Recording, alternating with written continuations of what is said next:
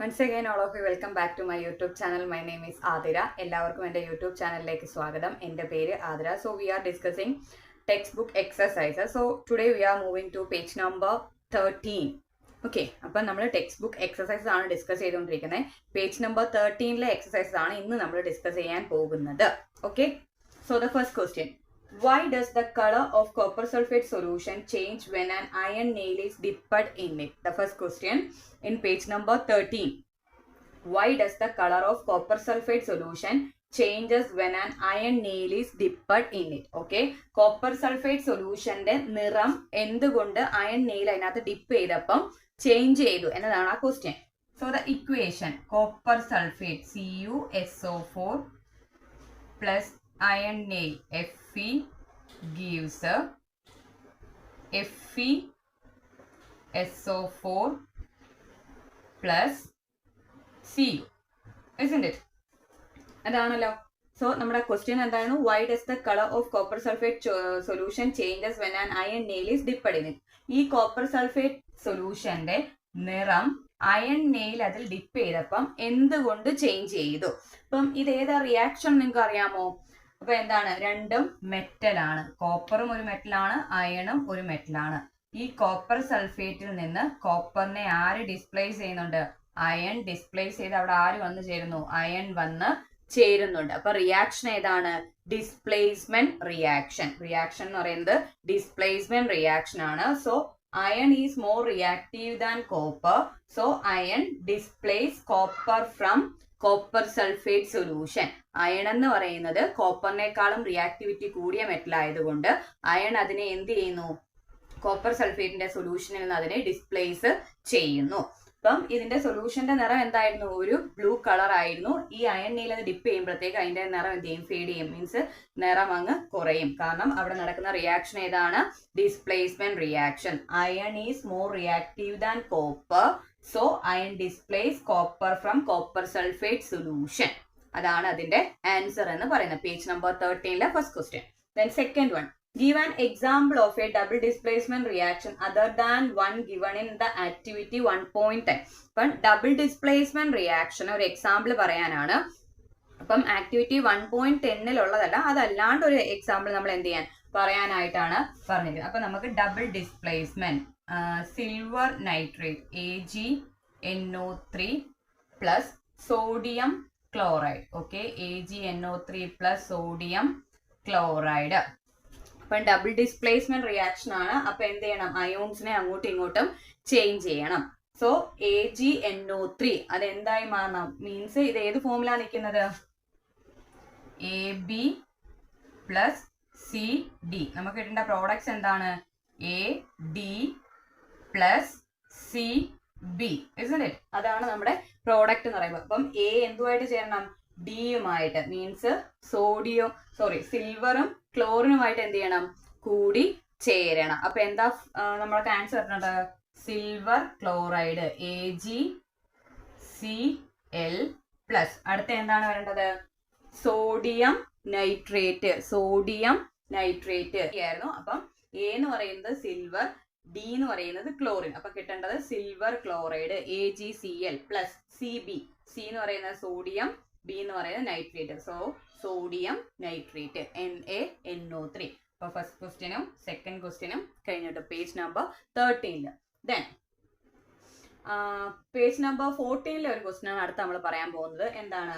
Identify the substances that are reduced in the following reactions. അപ്പം റിഡക്ഷനും ഓക്സിഡേഷനുമായിട്ട് ബന്ധപ്പെട്ടിട്ടുള്ള question ആണ്.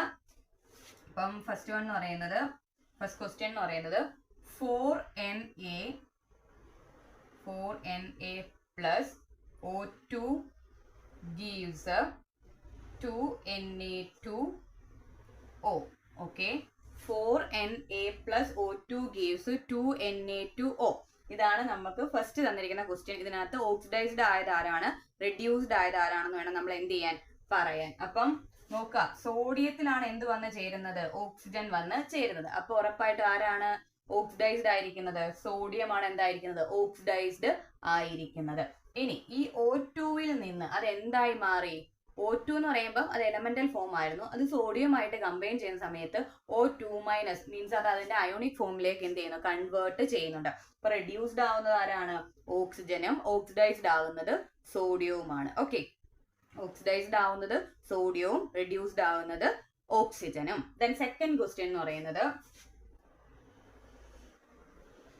copper oxide plus hydrogen gives copper plus water.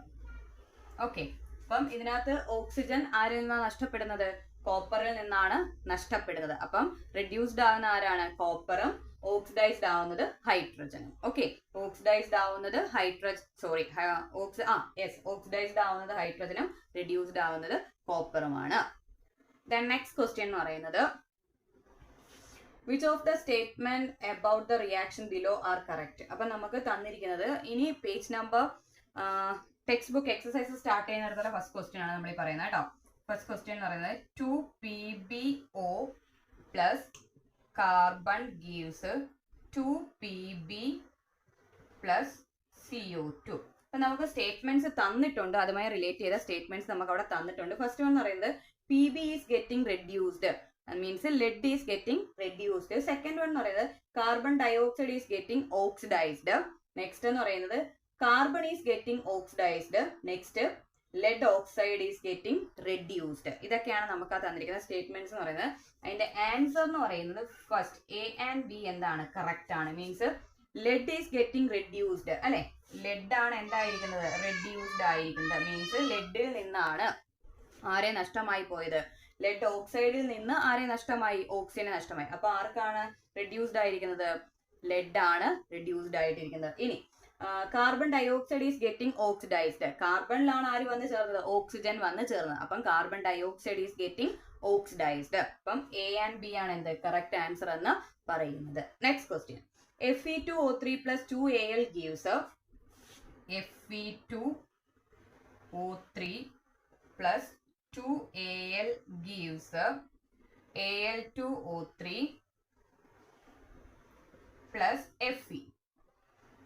Okay, 2Fe. അപ്പം Fe2O3 plus 2Al gives Al2O3 plus 2Fe. അപ്പം നമ്മൾ എന്താ കണ്ടുപിടിക്കേണ്ടത്, the above reaction is an example of, അത് ഏത് ടൈപ്പ് ആണെന്ന് വേണം നമ്മൾ കണ്ടുപിടിക്കാൻ. അപ്പൊ നമുക്ക് തന്നിരിക്കുന്ന options, first one combination, second one double displacement, third one decomposition, fourth one എന്ന് പറയുന്നത് ഡിസ്പ്ലേസ്മെന്റ് റിയാക്ഷൻ. ഇപ്പൊ നോക്കാം, അലൂമിനിയം മെറ്റലാണ്, അയണും എന്താണ് മെറ്റലാണ്. ഈ Fe2O3യിൽ നിന്ന് അയണിനെ ആര് ഡിസ്പ്ലേസ് ചെയ്തു, അലൂമിനിയം ഡിസ്പ്ലേസ് ചെയ്തിട്ട് അവിടെ ആര് വന്ന് ചേർന്നു, അലൂമിനിയം വന്ന് ചേർന്നു. മീൻസ് ഏതാണ് reaction, displacement reaction. Means D ആണ് എന്ത് കറക്റ്റ് ആൻസർ ആയിട്ട് വരുന്നത്, option D displacement reaction. Then next question what happens when dilute hydrochloric acid is added to iron filings. Tick the correct answer. Okay, അപ്പൊ എന്താണ് dilute hydrochloric acid നമ്മൾ എന്തിലേക്ക് add ചെയ്യാണ്, അയണിലേക്ക്, Fe plus HCl.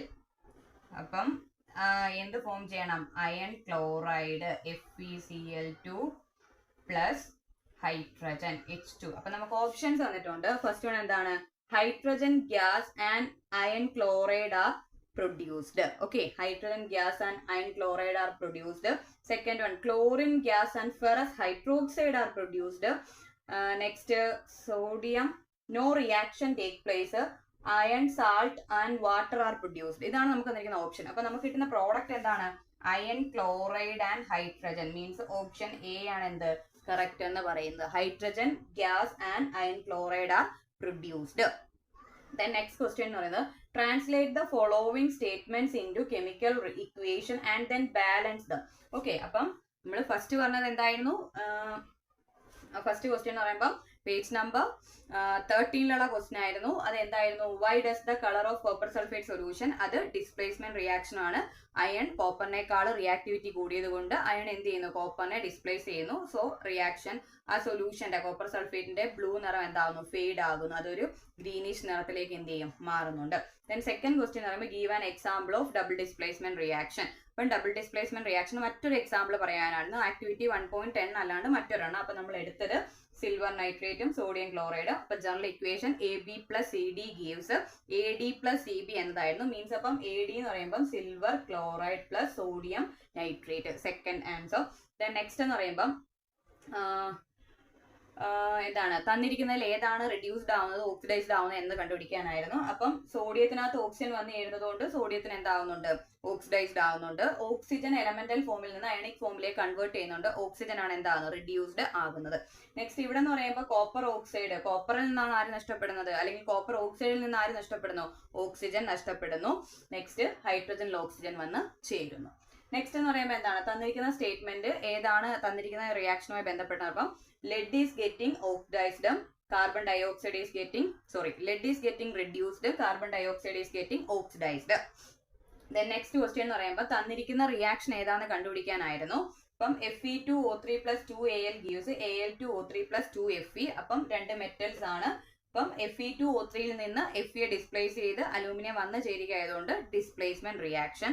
Next എന്ന് പറയുന്നത് അത് എന്താണ് ഒരു hydrochloric ആസിഡും അയൺ ഫൈലിങ്സും കൂടെ റിയാക്ട് ചെയ്ത് എന്താണ് പ്രോഡക്റ്റ് കിട്ടുന്നത് എന്ന് കണ്ടെത്താനായിരുന്നു. അപ്പം പ്രോഡക്റ്റ് എന്ന് പറയുന്നത് അയൺ ക്ലോറൈഡും ഹൈഡ്രജൻ ഗ്യാസുമായിട്ട്. നെക്സ്റ്റ് നമുക്ക് ഇക്വേഷൻ ബാലൻസ് ചെയ്യുന്നതുമായിട്ട് റിലേറ്റ് ചെയ്തൊരു ക്വസ്റ്റൻ ആണ്.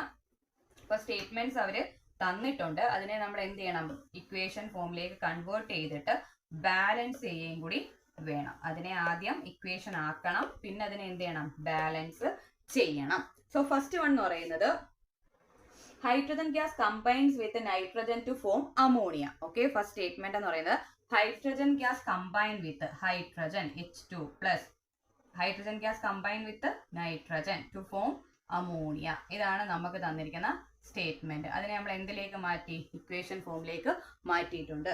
Hydrogen combines with nitrogen to form ammonia. Equation എന്തല്ല ബാലൻസ്ഡ് അല്ല. നമുക്കൊന്ന് നോക്കുമ്പോൾ തന്നെ അറിയാം ഇക്വേഷൻ എന്തല്ല ബാലൻസ്ഡ് അല്ല.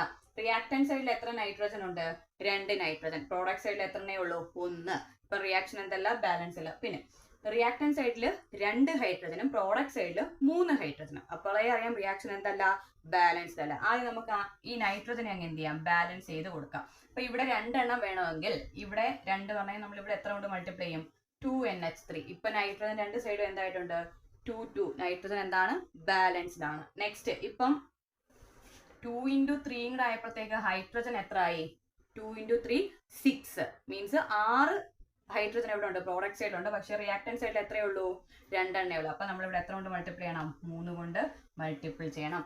3 into 2 ആകുമ്പോൾ എത്രയായി 6. Now the equation is balanced. Okay, first question answer ആയിട്ടുണ്ട്. Then second one, hydrogen sulfide gas combines in air to give water and sulfur dioxide. Hydrogen sulfide, okay, H2S plus എന്താണ് തന്നിരിക്കുന്നത് oxygen. Okay, hydrogen sulfide plus oxygen gives burns in air to give water H2O plus carbon dioxide. Okay, ഇതാണ് തന്നിരിക്കുന്നത്. അപ്പൊ നോക്കാം ഹൈഡ്രജന്റെ എണ്ണം നോക്കാം. Reactant സൈഡിൽ 2 product സൈഡിലും 2. ഹൈഡ്രജൻ റിയാക്ടന്റ് സൈഡിൽ 2 പ്രോഡക്റ്റ് സൈഡിലും 2. നെക്സ്റ്റ് എന്താണ് സൾഫർ, കാർബൺ ഡയോക്സൈഡ് അല്ല സൾഫർ ഡയോക്സൈഡ് ആയിരുന്നു കേട്ടോ, സൾഫർ ഡയോക്സൈഡ്. അപ്പം ഹൈഡ്രജൻ റിയാക്ടന്റ് സൈഡിൽ 2 പ്രോഡക്റ്റ് സൈഡിലും 2. നെക്സ്റ്റ് എന്ന് പറയുന്നത് സൾഫർ റിയാക്ടന്റ് സൈഡിൽ 1 പ്രോഡക്റ്റ് സൈഡിലും 1.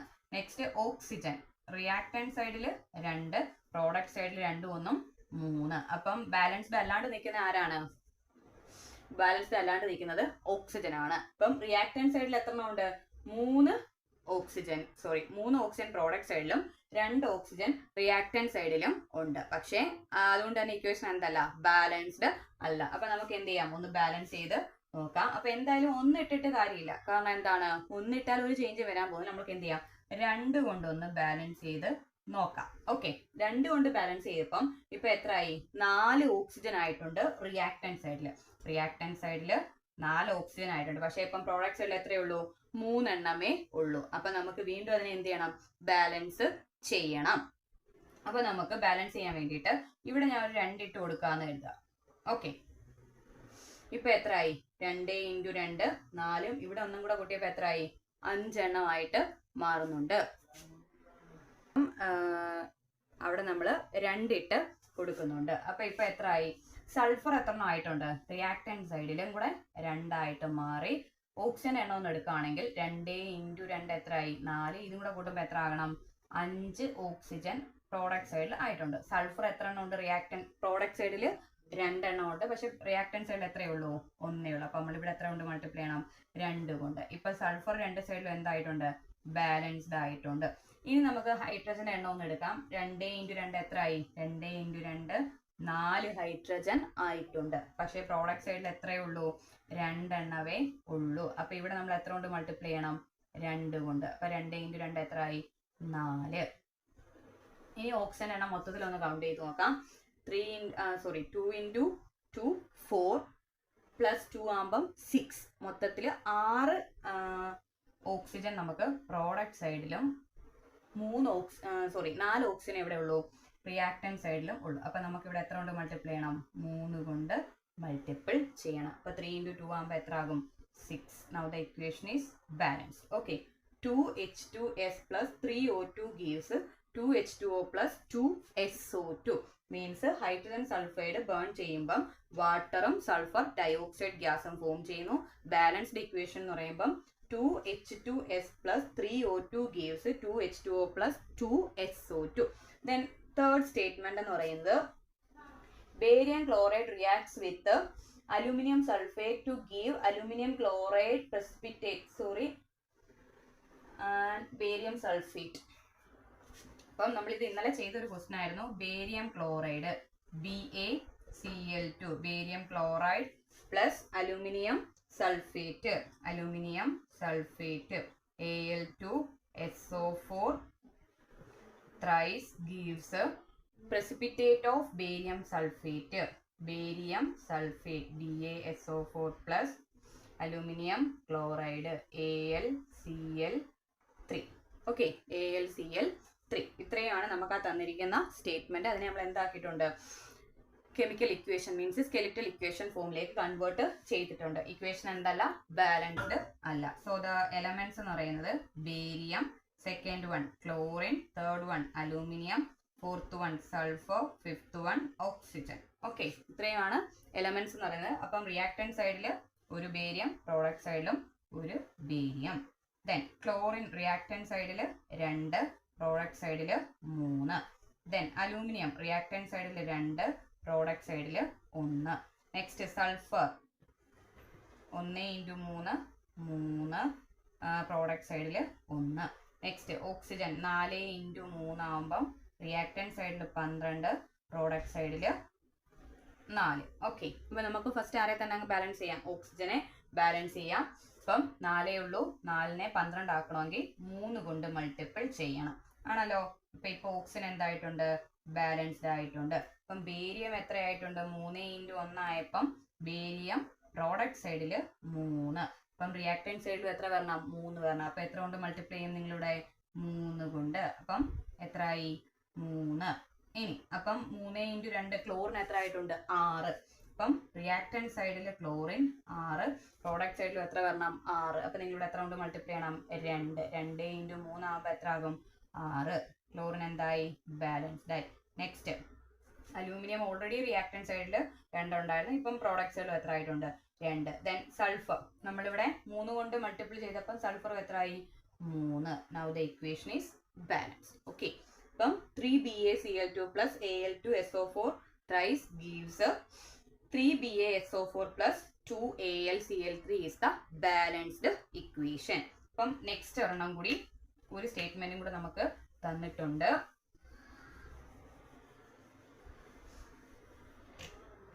ആ സ്റ്റേറ്റ്മെന്റ് എന്ന് പറയുന്നത് potassium metal reacts with water to give potassium hydroxide and hydrogen. Okay, so potassium metal K reacts with water H2O gives potassium hydroxide KOH plus hydrogen.